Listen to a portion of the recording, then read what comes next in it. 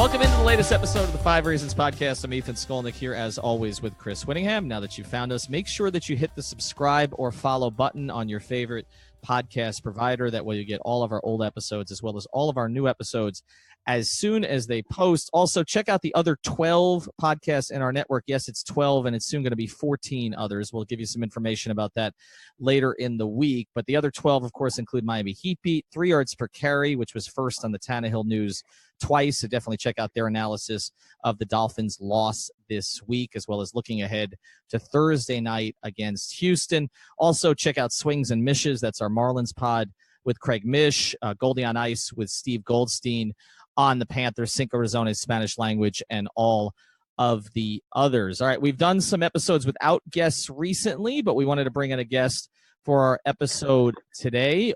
Actually, one of the people who works over at Channel 7, Jeremy Taché, actually is part of our Swings and Mishes podcast. So Jeremy's become a huge star with us. I don't know how you're going to control him, Steve. But today we have Steve Shapiro. You can find him. He can't find it because he doesn't know his Twitter handle, but you can find him. Stop it. At S Shapiro7 on Twitter. Obviously, you can find him on WSVN, as you'll be able to find him there since 1997, going all the way back to 1990 in this market. And we're going to have some fun with you, Steve. You're picking on me, and I'm the guest. That's you're what already we do picking on me right at the start. That's what we do. Well, you're good at that. We're going to talk a little bit about you at the Tony and Eric event and some of your jokes there about stuff. So we'll get my God, yeah. That was fun.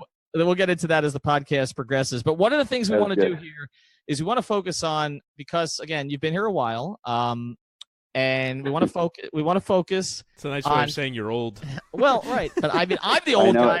That's like saying, "Oh, he's a legend." That's the same thing as saying he's friggin' old.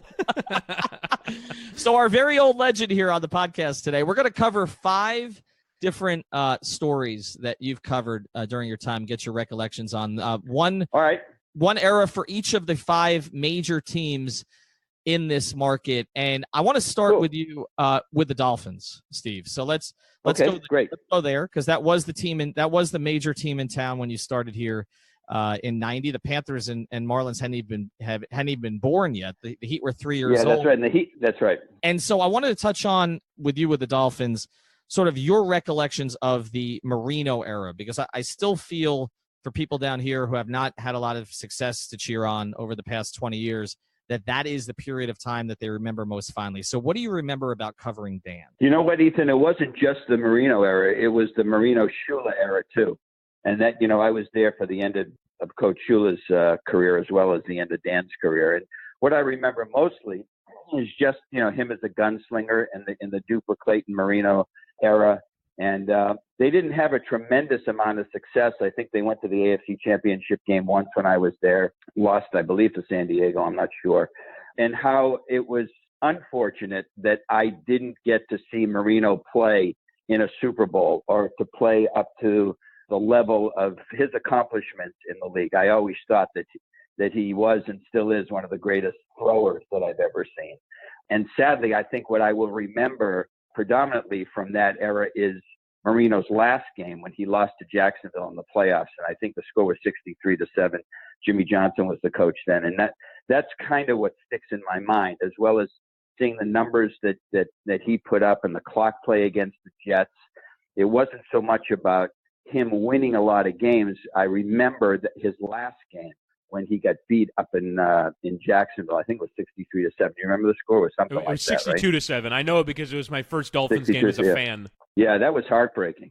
Also, I think during that game, didn't the sprinklers come on or something? Wasn't there something like the sprinklers came on? It was like foreboding, like God had a plan or something. Like this was not going to end well. Jay Fiedler threw a touchdown pass in that game against the Dolphins, and then we got the Jay Fiedler era right after that, Steve. So yeah, there were a lot. Yeah, how about that? And I do see Dan around town now, with some frequency, not only at Dolphin games but at charity events and stuff. So it was a privilege actually for me to get to watch him and cover him and to be there and to see him play. But I also have enjoyed a relationship with him, afterwards the same kind of relationship did not exist with him when he was playing. he was pretty stoic and towed the line and didn't give you too much, and you didn't always get a lot of honest responses. And now when I see him, it's more personal and personable, and he'll ask about my family. I'll talk about his family. So the relationship kind of grew, which is nice for me. But I'll always think of him as being one of the greatest. For sure I will, whether he won a Super Bowl or not. Can you sort of relay a way in which he's changed? You mentioned the way that he was stoic and all that, but to be honest, as someone who's 25 years old, or 26 years old, I don't know a ton about Dan Marino, frankly, either as a player, other than what you can see on YouTube, or as a person. What can you relay from someone who's known him for such a long time? Well, when he was playing, and it still holds true today, the quarterback had one day when he would talk to the media, and Dan's day was Wednesdays, and it still is, and I think that probably exists for most teams now. The quarterback only talks to the media once a week, and he would have a PR person standing next to him, and that PR person would time how much time Dan would give to the media, and it was very short, 4 or 5 minutes tops, and he would take questions at his locker for that brief period of time, one time a week. So all you get is football-related questions relative to the next opponent. That was it. That's all you ever got from him. You didn't really see him other than that, except for after games. And then after he retired, then he was more accessible when you would see him out to stop and just have general conversations with him, whether it be about himself or football or what's going on in the community or his charities. And again, I would ask him, how are your kids doing? Because, I got to know his kids and Claire and his wife and his parents. And he, in turn, knew that I was the father of 3. So he would say, how are your kids? Where are they? And his son and my daughter ended up going to college together, and they were friends, and they partied together. So we had that kind of relationship. And I think we also kind of developed a mutual respect, because he played his whole career here, and I've been here for so long that, I knew him as a player and then as a citizen. And then, he knew me for so many years for being on television and covering the team. So the relationship changed in a really good way. I'm a lot happier, knowing him now than I did in the early 90s when he was playing. Steve, covering it so closely over the years as you have, being around so many different coaches and GMs and everything, what in your view has been the problem with the Dolphins in the time that you've covered them? Why are they still stuck in this mediocre place? Yeah, I don't know, man. At the start of every season, Ethan, the start of every season, we sit down in the sports office and we kind of, between the anchors and the producers, and we kind of go through the schedule and we predict how the team is going to be. And every year it's 7-9. Every year, it doesn't matter who's playing, who they drafted. It just feels like every year they're 8-8 and they're going to draft 13th. I don't know why that is. I guess, it's easy to point to general managerial, moves, where the guys who draft the players have not drafted stars. I think that we looked up that something like in the last 15 years that the players that they have drafted there's only been like 1 or 2 All-Pros or something, or 1 or 2 guys who were selected to the All-Star team, not who played in the Pro Bowl, but who were actually selected, because there were injury fill-in guys like Jay Ajayi filled in once, and some other guys. But I think in the last 15 years, you can check this, there's been very few, only 1 or 2 draftees were selected to play in the Pro Bowl. And discounting Ndamukong Suh and guys that they got in free agency, but guys that they picked in the draft, very few have gone on to be selected to play in the Pro Bowl. So I guess it's an easy out to say that's the reason. Then I'm not so sure that the coaching changes and the coaching hires that were made were so great. Joe Philbin didn't work out. What was the other guy's name before they went? The guy went 1-15. Cam Cameron. Cam Cameron. Yeah, it's easily forgettable. Why would you need to know his name?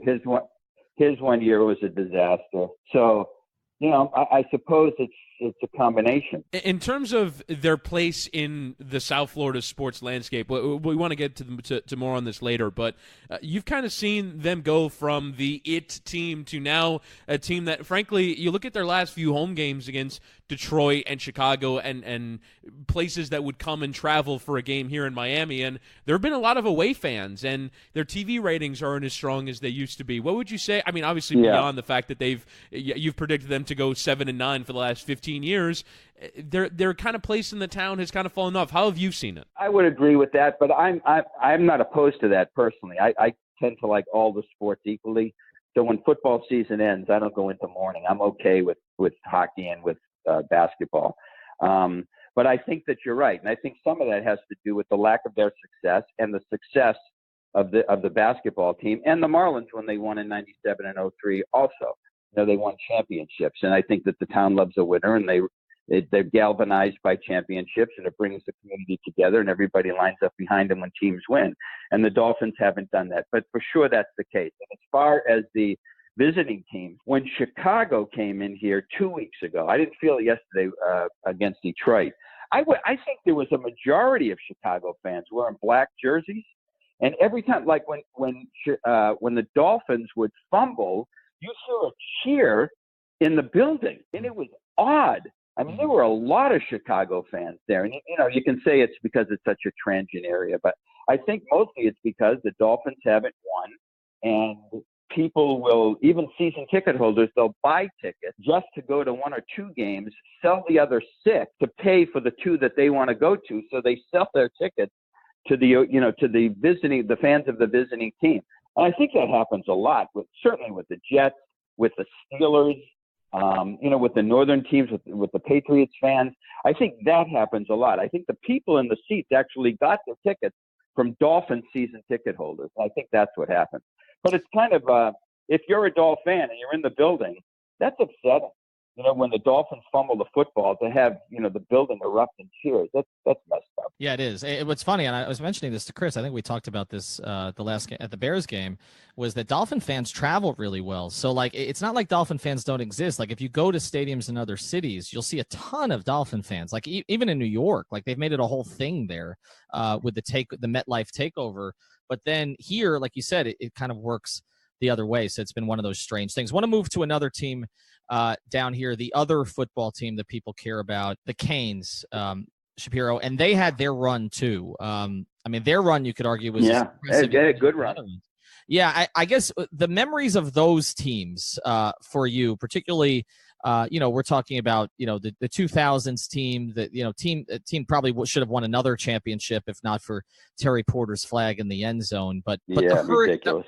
The Hurricanes and their place in this market and how that has changed. How have you viewed that? First of all, I would take those badass guys back today. I don't care what kind of trouble they get in, what laws they were breaking, what rules they were breaking. Those guys were fun. That whole team was fun. The coaching staffs were fun. Dennis Erickson drinking, he was fun. I don't care. I would take all those guys back. That was a fun team, a talented, good team to cover. And I wish that those guys were still around and still playing, and that caliber of player and that attitude of those guys were playing. And that was great. I'll get back to your point, but I just want to say that the one thing that I remember clearly that's visual in my mind is I want to say it must have been, did they win in 91? Yes. Early in the 90s with Michael Barrow and those linebackers and Darren Smith and those guys. They had a parade on Biscayne Boulevard. I don't know if you guys were around to remember this. And it wasn't ticker tape, but there was a lot of paper in the street, and the paper got underneath. They were driving in cars in convertibles, and the paper got underneath the cars, and the cars burned up during the parade. You guys remember any of that? No. It was nuts. They had a fire. 2 cars burned to the ground during the parade. Is that what led Channel 7's coverage that day? Yeah. Oh, yeah, man. That was the lead story, standing out in the streets with the fire department, putting out the cars while they burned, while the champs, were rushed up. But anyway, I love those teams. And, then they get into all the trouble when Butch came and resurrected the program with the Pell Grants and all that stuff. They lost a lot of scholarship. And I don't think that they're back. I don't think they ever fully recovered.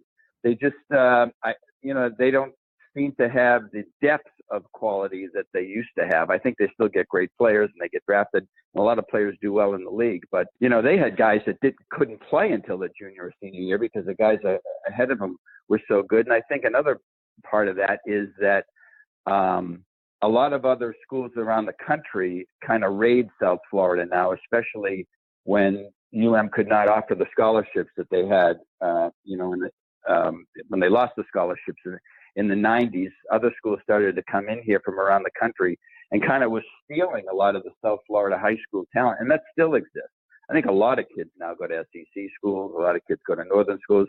A lot of kids, certainly the Boza kids that go to Ohio State. A lot of kids want to see what the far west and the northwest is like. I think Mario Cristobal probably at Oregon now is recruiting down here. So I think that's part of the issue for UM and for Mark Richt is to keep the homegrown kids here. But it's not the same. It's definitely not the same, and it's disappointing. To see them lose on the road to a very average Virginia team, it's just that's disappointing. To your point here, I mean, the idea that a very popular former Dolphin who coaches at the number one program or one of the top 2 or 3 programs in South Florida, in Patrick Surtain, and that his son would not go to Miami, but would go to Alabama. Yeah. Again, you have the lineage with the Dolphins. There haven't been that many popular Dolphins over the past 25 years. Patrick was one of them. He coaches a prominent team in this market, a powerhouse, which actually is becoming a sports powerhouse to the point that Dwayne Wade's kid is now going up to American Heritage. And he ends up sending his kid to Nick Saban. I almost feel like at this point, like Nick's 2 years here were just one big recruiting trip. Like he was basically here to learn about South Florida and to get his kids up to Alabama. But that's to your point, Steve. I don't know that that's ever going to change back. Like now that's well, happened. Also Junior's teammate in the backfield at American Heritage, I can't remember his name now. I think he went to Georgia. Didn't he? There was another kid who played in the backfield, an All-American, high school All-American, who I think went to Georgia or LSU, also went to an SEC school, one of the two. Yeah, but they come in here and they rob the place. Although, these other teams win, so you can't blame the kid for going to Alabama. He knows he's going to win, and he's playing, and the team's great, so you really can't fault him. The other thing is, I think with Pat specifically, I think Pat is kind of waiting to move on from high school. And maybe if, UM had said, hey, why don't you come coach here, then maybe the kid would have stayed home, We'll get back to Steve Shapiro here in a second, but first I want to tell you about one of our great sponsors, and that is BetDSI. You got to go to betdsi.com. Use the promo code REASON101. That's REASON101, and you'll get your deposit matched up to $2,500. Chris, what are we looking at this week? Yeah, you've got NBA going in full swing, games every single night. You can bet spreads, over-unders, money lines on that. Me, myself, this episode going up on a Tuesday. It is the start of Champions League Match Day 3. You can bet any soccer game in the world. I can assure you of that. And the Champions League starts this week. Obviously, Thursday Night Football with the NFL. All kinds of great stuff on BetDSI. Be sure to use the promo code REASON101 to get your deposit matched up to $2,500. Well, talking about a team that did get the right coach. So you were down here at the time. You weren't working for 7 yet. You were working for 4. But when Mickey Arison hires Pat Riley, and we talk about that was great. Yeah, we talk about this town changing with the 3 championships and with the Big 3 era, which is an era that I don't think will be repeated, not just here but anywhere, honestly, in terms of what they dealt with. But just sort of your overall reflections of Riley's tenure here, Wade's tenure here, Shaq, LeBron, and everything the Heat have done to become, what is, for people under 40 in this town, Steve, it's a Heat town. Like, I know if the Dolphins ever win, that may flip, but that's the team that winning is associated with down here. So what are your reflections? Yeah, not just that, but I think for kids also, when they can see athletes' faces and see what they wear, that makes a big difference to the younger generation. The whole shoe thing and all that, the gear that kids buy, and they can actually see the faces and the bodies of the guys who wear that stuff. That makes a big difference to kids, and I think they rally behind basketball players because they're so visual, they're so in your face. But just in terms of winning, Pat certainly made the Heat a destination team. This is a city that athletes wanted to come to basketball players, not only because of the weather, but because of reputation and the organization being first class in everything it does. Pat got the new building built, the American Airlines Arena. So it became a destination city and very attractive to free agents, not so much in the last 4 or 5 years, but, certainly with Shaq and LeBron and Chris Bosh and those guys. And, Pat's just, that story about, throwing the rings on the table and say, look what we got, come here and get one of these. That makes a big difference. That's a gigantic impression. He's just a class guy, and smart, and he talks up to people, not down to people. And he's obviously a great basketball mind. The players respect him. They get in line behind him. I remember when Alonzo Mourning came, you'll remember this, Ethan, he was a jerk when he first came here from Charlotte. Mm-hmm. He didn't like the media, didn't want to be bothered. And Pat said, that's not the way we do it here. The media is important. And Pat was also the guy who brought all the stars in and sat him at courtside to be visible. This was, the Heat games were an event, and everybody just got in line for him. And it's still that way, by the way. It's still his team. It will always be his team. And Spoelstra's a disciple. But just the attitude, and the personality of the team and the players, and the care that they have for each other and the city and the organization and the franchise, because they're treated that way by Pat, and people want to play here. And they'll do it again.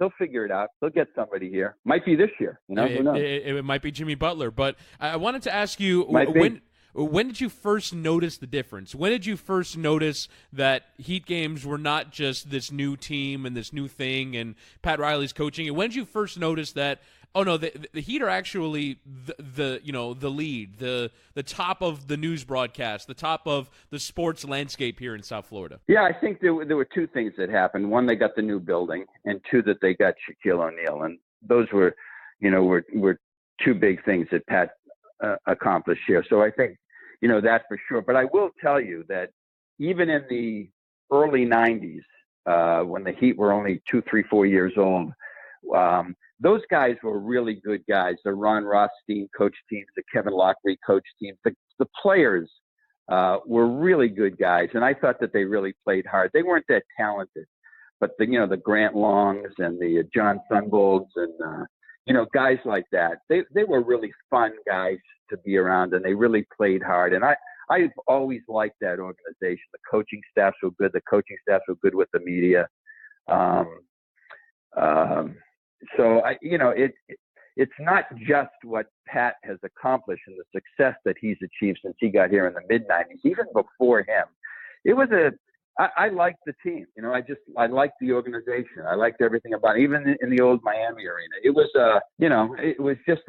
it was an easy, comfortable team to cover for media members. Yeah, I agree with you on that. I think that's always been the case, honestly. There's a professionalism that organization carries itself with typically that I don't know that all the other organizations always have, and I think it stands out. And I think I think in some ways the other organizations have gotten better. I feel like the Marlins are turning a corner now. I feel the Panthers have become extremely accessible, and I think some changes with the Dolphins have been really positive. But I do think that the Heat has been the standard organization here for a very long time. And again, I wasn't covering my first year was 96. It was right after Pat came in, so I was a fan of the other teams. I wasn't covering it, but I've always kind of gotten that sense. All right, Steve, I want to pivot here to number 4, which is the Marlins, who have probably the weirdest history of any team anywhere, which is that they've been a perennial embarrassment except for 2 years, and those 2 years they happen to win the World Series. So, which of the two was your favorite run? Was it 97 or was it 03? It was the 03 team, selfishly, though. And first of all, the Marlins came from the wild card spot both those years. They've never lost a playoff series, never. So, but it was 03 because in 03, Fox, Channel 7 is an affiliate of Fox, had the National League Championship Series and had the World Series. So I was working for the network that broadcast the games. And smartly, my television station programmed around the games, pregame and postgame shows. Everybody in South Florida was watching Channel 7. So it was totally selfish. But I do remember that in '03, when they were down to Chicago, playing at Chicago, and had to win the last two games, when they beat Chicago there and had clinched the World Series and were going to play the Yankees, it was like 1 o'clock in the morning. We were still on the air, and I'm standing in Wrigley Field on the field, which was so cool, doing the post-game show with Jeff Conine. And we were in a commercial break, and we're both looking at each other thinking, did this just happen? Are we really going to the show? Did this happen? Because it wasn't supposed to happen, but it did. And that was a great, great run. And just a funny aside to that story. They sent me from Chicago to New York, but I wasn't planning to go to New York. I was planning to come back to Miami.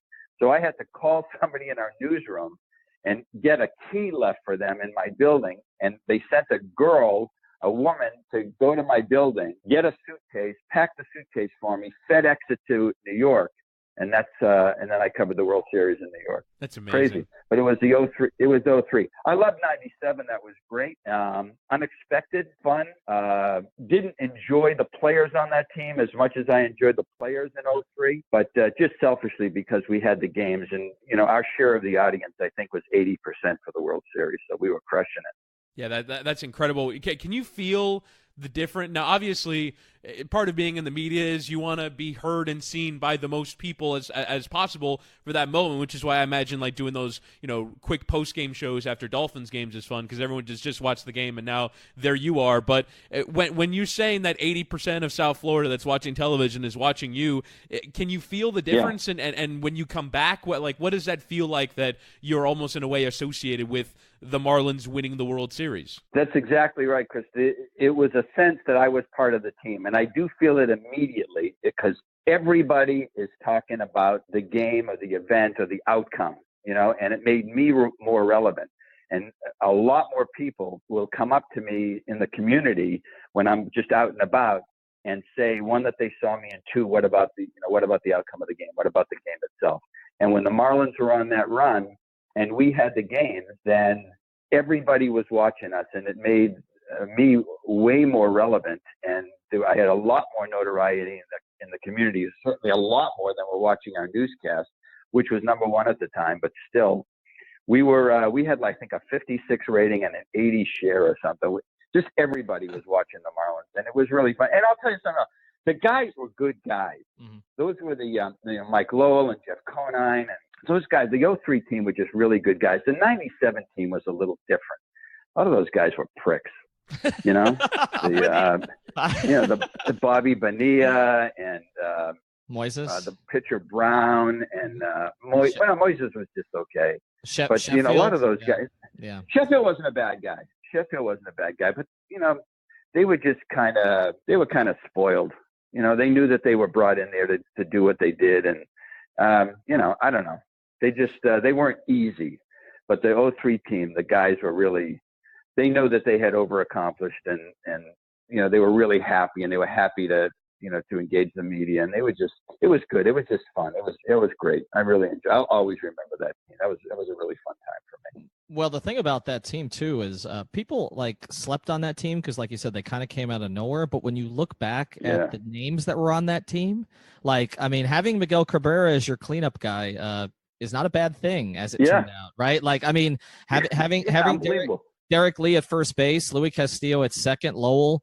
Conine. That was even Encarnacion in right field was a pretty quality player. The pitching staff. Look at you, Ethan. Look at you pulling those names out. I was there. I will say that's one of my favorite runs too. For all the big three stuff obviously ranks first for me because I was there home and road every game. But if you look at that World Series run, I was at the Sentinel at the time, and so we had four people covering all of it, which was myself, Hyde, Berardino, who's now moved on to Minnesota, and may rest in peace, Juan Rodriguez, who was a great beat guy. And so the four of us were covering everything. But what happened was, since they had covered primarily the Marlins, I was assigned to everything else. So I was taking flights back and forth from Chicago to Boston to New York, going to.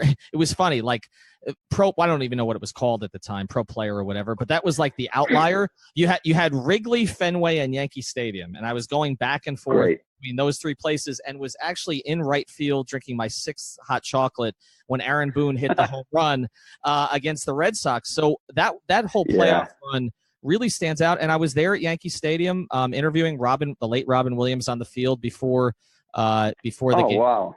Where the Marlins by the way, if you're ever going to interview Robin Williams, and I know no one can do it now, don't do it without a tape recorder. Just don't. It's not I'm trying to scribble his jokes on a notepad.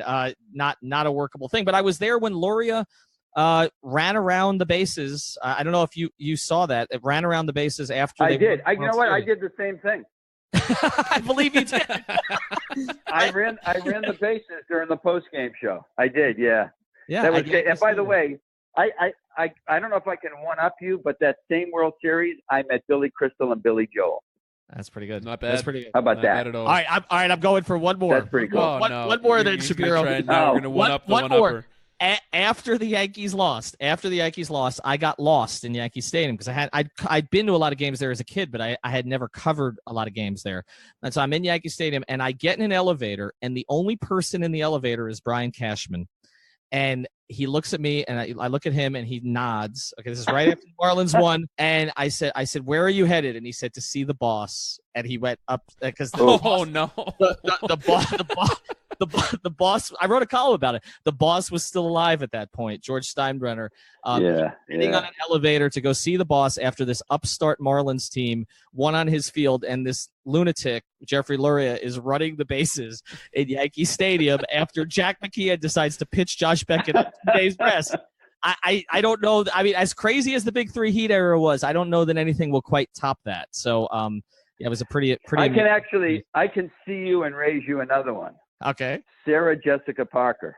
You met her there. That was at the height of Sex in the City? That's right. No. That was also at the game. I was running back and forth from outside the stadium where the live shots were to the locker room to do interviews. I was running back and forth. And I came around the corner, and I was running, and she was coming around the opposite side, and I smashed into her. But, Steve, at the NBA Finals, have you ever waited behind Rihanna to use a porta potty? No. Is that you? You did that? That's me. Have you ever been at Homestead Motor Speedway? Wait. Rihanna pees outside? She used a porta potty inside like the tunnel area in Oakland. I was covering the NBA Finals. This is 2015 Warriors Cavs. While Kyrie Irving's father was screaming at David Griffin and Cavaliers management for why David Blatt had played Kyrie so many minutes and he blew out his knee, I went to use the bathroom, and I was waiting behind Rihanna to use the bathroom. And also one time needed to use the bathroom at Homestead Motor Speedway, waited for 15 minutes for a stall, and out comes Brett Favre. So those are my two bathroom stories. Yes, those are my two bathroom stories. I don't know how we got those are pretty good. Yeah, you got me. We should do this again. You win the pot. You win the pot. Go ahead. I'm totally fine unplugging my microphone and just listening to you guys swap stories. Can we just do that, please? Those were the good old days. We'll get back to Steve Shapiro here in a second, but first want to tell you about another of the great sponsors on the 5 Reasons Sports Network, and that is the BetQL app. You've got to download it for free on iTunes if you're Apple, Google Play if you're Android. The reason that you need to do this is you don't want to bet blindly. You wouldn't go to the stock market and just pick out any stock. You don't want to do this when you gamble on sports either. Find which way the line is moving, which way the public is betting, and also get exclusive analytics. Chris, what are you seeing on there? This week on BetQL, you look at week number 8 in the NFL. The Dolphins are actually one of the free games this week that they offer data on. Obviously, not a ton of data available right now. They do have the Dolphins being favored in terms of public betting. 64% of the action and 74% of the sharp better action is on the Dolphins right now at +7. They're 7-point underdogs against Houston on Thursday Night Football, and they view the Texans to be 6-point favorites. So not a great lean. Where they do have a great lean is in the London game, a third consecutive London game. It is Sir Blake Bortles and the Jacksonville Jaguars taking on the Philadelphia Eagles. The Eagles are 3-point favorites. They believe the Eagles to be 11-point favorites in the game, so they have a strong lean on the Philadelphia Eagles. For data like that and much more, visit the BetQL app. All right, and now the Panthers, part 5. Any memories of that night? Because I will say this, I will give you guys credit for this. I have always felt that Channel 7 has done the best job on the Panthers. I feel like a lot of the other outlets in this market, pretty much now all of them actually, pretty much ignore the Panthers. I mean, there's a couple of radio shows that Hawk does a good job with them. There are a couple of shows that do some stuff, but I have felt like for the most part that you guys have been the one. Depot's there a lot. I feel like you guys have always taken them seriously, but 96, that was the first team I ever covered, actually, was that Panthers team. Wow. Any memories of that stick out to you? Yeah, let me just go back to something you said. I think one of the reasons that we, Channel 7, have always been on the Panthers bandwagon is this, I'm from Boston. I'm a northern guy. I'm a hockey guy. Mike's from Ohio, Mike DePasquale, and he's always been a hockey guy. So I think that's, we kind of probably control that a little bit. I'm not sure if the guys at the other stations, follow hockey as much as we have, as being lifelong hockey fans from the North, from the Midwest. Yeah, well, of course, the whole rat thing was just phenomenal. But they also had a great coach. Doug McLean was a great guy, just a great guy, just fun. I can remember doing Sports Extra, a Sunday night sports show from his living room a couple of times. So we would do the whole show with him in his home. That would just never happen now. He was just a fun guy. And the players on the team. Historically, I think that hockey players are just easy guys to deal with. They're articulate guys. They like the media. They want the exposure that the other teams get. So they welcome us. But those guys, Mellenby and Lindsay and Scrudland and all those guys and Van Beesbrook, they were just really easy guys. And it was just fun. They were the underdogs. They knocked off, historic NHL teams with the Bruins and Pittsburgh and, on their way to the finals. They didn't do so well in the finals, and the Rats. And it was just fun. It was just a really, really good time. I wish that they could have finished stronger. They got swept in that series against the Rockies, the Avalanche? No, it was the Avalanche. It was the Avalanche. It was the Avalanche. Yeah. yeah.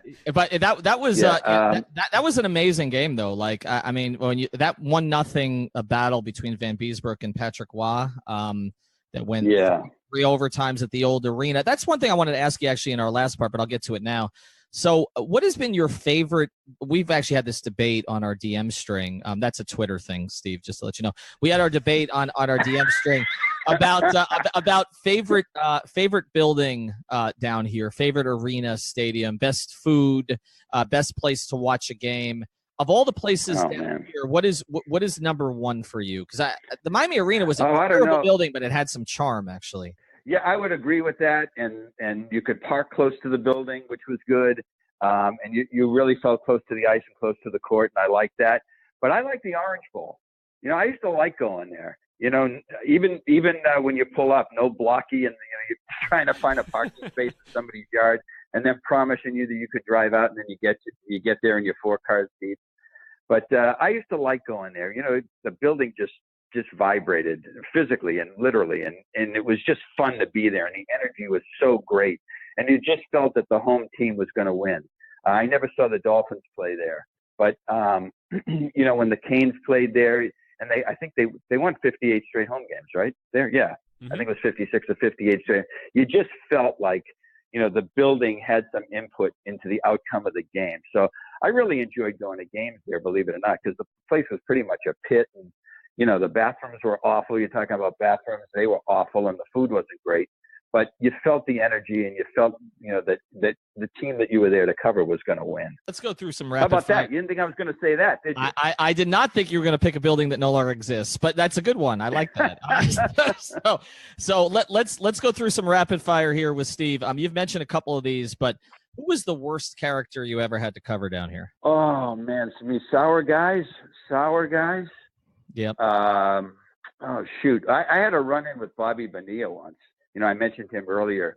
I was doing a story on bats, and when I was in the clubhouse, they delivered a shipment of bats to his locker. He wasn't there. He wasn't standing there. So I kind of took a bat out of the box that was leaning into his locker, and I held it in my hand, and just then he came around the corner. And he went crazy. We can curse, right? Yes, please. It's a podcast. Yes. Yeah. So I'm standing there with his autographed bat with his model, and he walks in and he says, Get the fuck out of my eye. In fact, get the fuck out of this room. Don't just get the fuck out of my locker. Get the fuck out of this room. He starts screaming. So I remember that distinctly. But, I think generally, the guys have been okay. The guys have been all right. I could much sooner probably think of guys I really enjoyed covering than the guys that were sour. Yeah, let's do that. So give me, I mean, you've mentioned a couple, but give me a couple that maybe people might not come Mike Lowell, one of my all-time favorites, still talk to him, still have a relationship with him, loved him as a player, loved him as a person, as a father, really, really good guy. Mike Lowell is right up there. Zach Thomas, right there with him. Always enjoyed him, honest, hard, tough player, played so hard. And even along with him, Jason Taylor was always honest, gave you a good answer and an articulate answer. I've enjoyed him. All those hockey players from the mid-'90s were great. Hockey players are just generally, really, really easy to talk to. Shaquille O'Neal was fun, just fun, just made you laugh, always available. I've had this discussion with different PR guys, and, when they'll tell you that, well, the quarterback's only talking on Wednesday. All right. And I would say to them, who's the biggest star in this town? I don't know. That would be LeBron James. Well, LeBron James talks every day. Twice a day. You're going to tell me this? Yeah, twice a day. Twice You're going to tell me this quarterback can only speak to me once every 7 days, and the best player, the best athlete in the planet talks every day? Makes sense of that for me. But, I think those guys, Lowell and Zach, they're way, way up there. When I have a retirement party, I hope they'll come because I really respect them, and I'd want to say goodbye to them. One Zach story I always tell, which tells you who he is, and by the way, he should be in the Hall of Fame soon. We should start something for him, by the way. I know Dave Hyde's on that bandwagon, too. And congratulations to Dave, by the way, getting into the Broward County Hall of Fame. Yeah, no, it's great for Dave. And he's been on the pod, too, and we want to have him again. With Zach, Urlacher, his numbers are better than Urlacher's, and Urlacher's in already. Yeah. So I feel Zach should be in. But I always tell this story about Zach because it tells you who he is. On the day that he got cut, okay, and the Dolphins, as they did under the Parcells Ireland regime, never did anything right. And they did it kind of unceremoniously. On the day that he got cut, I was actually teaching a class that day down at St. Thomas University. And so Zach couldn't reach me. He was trying to call me to make sure I had everything I needed. He left me four messages in about 90 minutes. And I wasn't the only one, by the way. There were 3 or 4 other beat guys that he did the same thing for. But just imagine any other athlete doing, and it was just really so that he's like, is there anything you need? Do you need a comment from me on this? And it wasn't because he wanted to rip the organization. He just wanted to make sure that he took care of the guys that he felt had taken care of him through the years. It's just he's a total very nice one of a class kind. Guy. In my top 5. We've got an announcement for you on the 5 Reasons Sports Network. We have another watch party. Now, ignore the fact that we are 0-4 in watch parties. We've seen the Dolphins lose twice, the Heat lose, and the Hurricanes lose. It'll turn around at some point, Ethan. It'll turn around at some point. We're going to win one. Probably not this Thursday night, but Thursday night at Township in Fort Lauderdale. Now, this is a new restaurant. It's right where Riverfront is. It's on the corner of Las Olas and Andrews. If you're familiar with Tilted Kilt, it's in that space, and they've really done a nice job with it. And we've got drink specials, we've got food specials, we've got beer specials, we've got pretzel specials. They got 20% off their great pretzels all night long. And we're going to have giveaways. So we're going to be giving away 5 Reasons hats. We're going to be giving away Miami Heat Beat shirts. We're going to have hosts there. We're going to be giving away Devontae Parker for a conditional 7th-round pick if you get there early enough to give us that 7th-round pick. So come out to Township. We're going to get out there starting at around 7 o'clock. It's going to be a great crowd. They've got big TVs. It's a great space. Hosts from a lot of the different podcasts in our network. We can complain about the Dolphins together, drink, eat, and win free stuff. All right, we're going to get to a couple more quick things. Wait. Yes. Can I see that? Can I see that and raise that? Yes, see it and raise it. All right, real quick. Well, in 1996, I got fired by CBS. Everybody did. CBS sold to Westinghouse. Westinghouse came in, cleaned every station out, and I was part of that, that purge. So I get fired. I got 2 phone calls, from people I did not expect to get phone calls from. Dave Dombrowski and Dennis Erickson called to say they were sorry. Okay, back to you. Pretty That's good. Brilliant. That's great. All right, one more. On the night my daughter was born, should I do this, Chris? Oh, God. Ethan, you really? Oh, God. I got a DM from LeBron. Anyway, let's move on. Yeah, I All right, and then I asked him if there were any Cleveland restaurants that he recommended because I would be seeing him up there shortly. Anyway, all right, let's get to a couple more things about your career because I want to get to this countdown that you have here. But what, in your view, are the best and worst things about the way that the business has changed, the media business?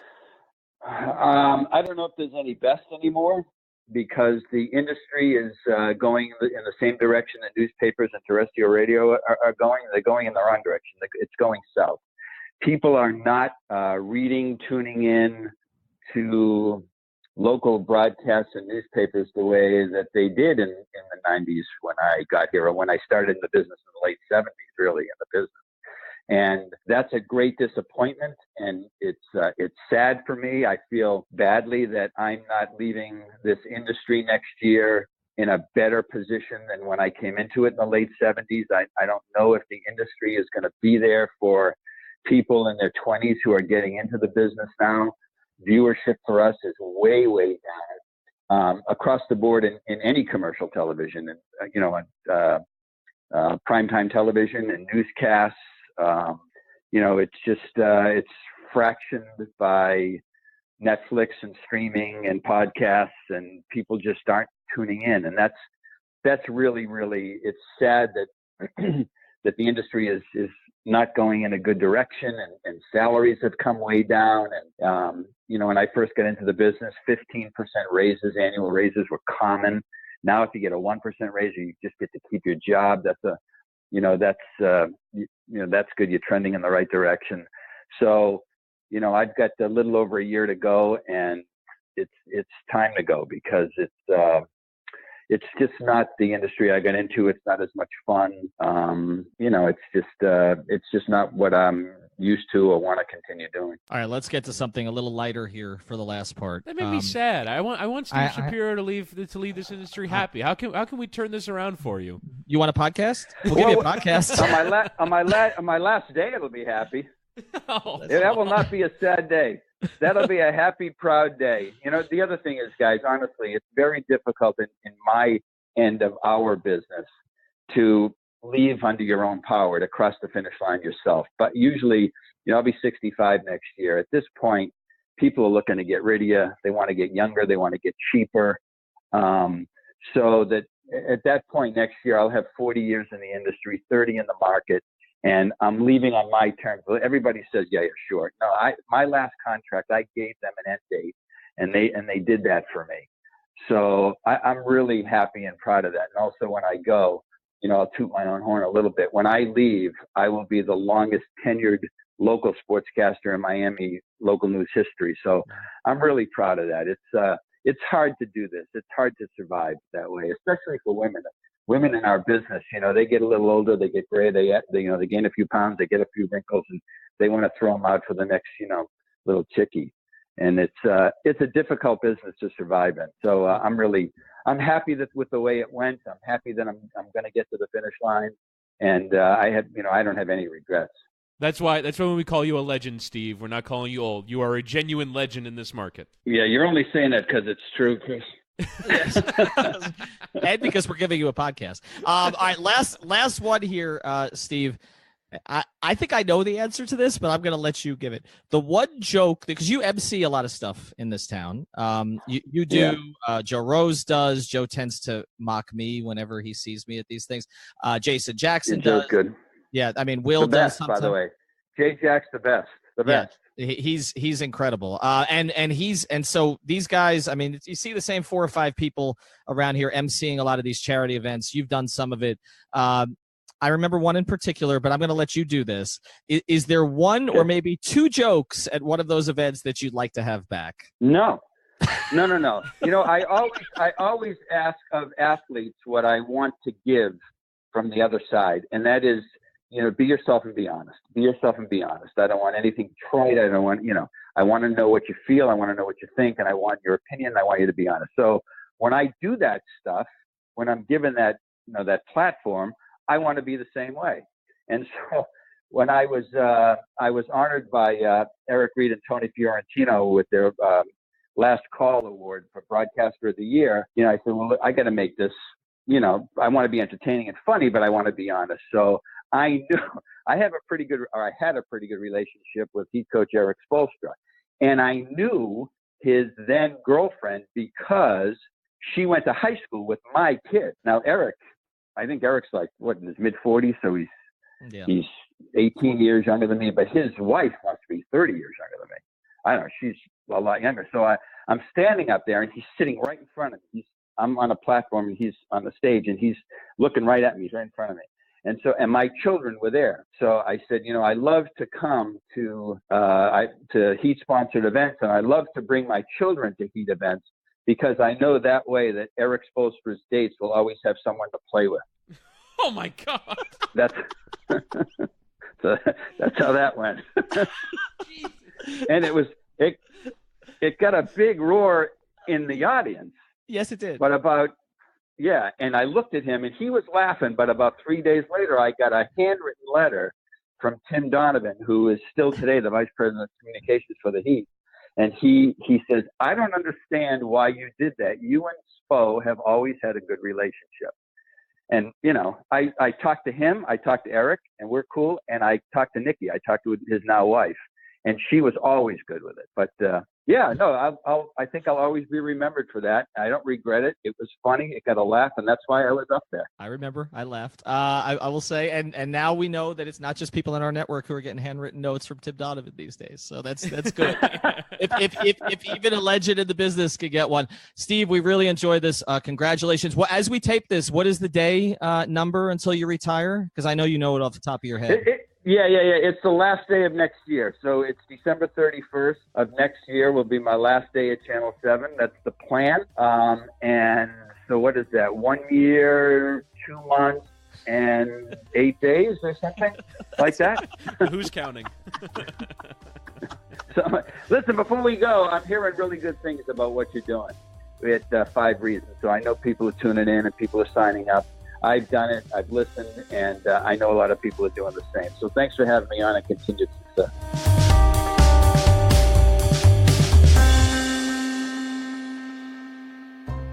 This is the 5 Reasons Sports Network, Miami Sports on Demand. We now have 13 podcasts in the network, posting roughly 15 times per week, all absolutely free. Find all of our shows on iTunes, Google Podcasts, or Podbean. Plus, become a member of our patron feed and you'll get even more fresh content. We are on Twitter, Instagram, Facebook, and YouTube. Here's some of what you missed last week on Cinco Razones when they talked to George Sedano. No, están frustrados, no, yo entiendo. Y Pat Riley también está frustrado. Van ya 2 veces que él le ha colgado el teléfono a Tom Thibodeau y le ha dicho que se vaya para el carajo. If you want to get involved as a sponsor or a contributor, reach out to us at number 5 Reasons Sports on Twitter. Don't forget to punch 5 Reasons in your search bar and then hit subscribe.